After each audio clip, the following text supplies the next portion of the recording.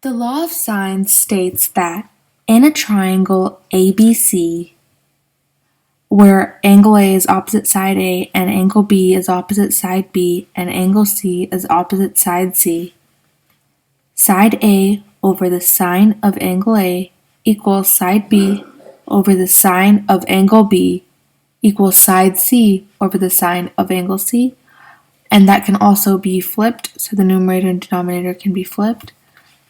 And basically this law just helps you to find angles and sides, which we will see in some examples. For our first example, we're going to use the law of sines to calculate for a side, and in this triangle ABC, we're going to calculate for side C. I'm not going to go through all the complicated calculations, but I'll go over basically what you need to do. So first, you're going to set up your law of sines right here. You have that right here. Then substitute in the values that you know from the problem. So we don't have anything for side A or angle A, so we're going to leave it like that. But for B, we're going to use 7, the side C, and opposite angle B is 35. So 7 over sine of 35. And C over sine of C will become C over sine of 105. And we're solving to find C. We're going to ignore the A because we don't have anything to put into it. There's no values.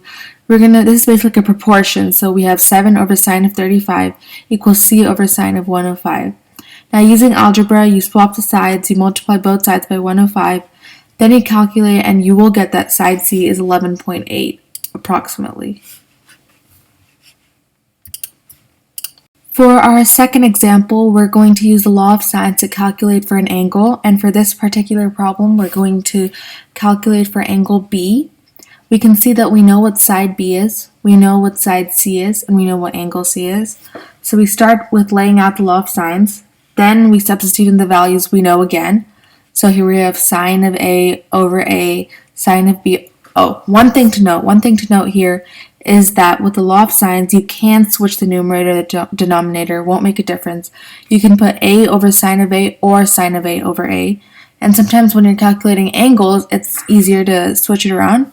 So that's why we're doing sine of A over A and sine of B over 4.7, B 4.7, and sine of 63 over 5.5. Just remember you can switch it around.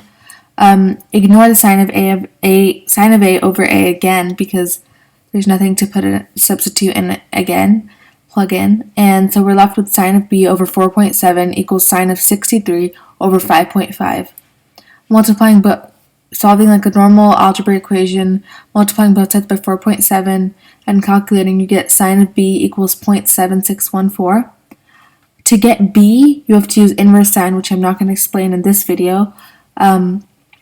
And B, using inverse sine, you will get that B is 49.6 degrees. So basically, if you were confused, an overview of that law is that it's saying if you divide side A by the sine of angle A, it is equal to side B divided by the sine of angle B, and also equal to side C divided by the sine of angle C.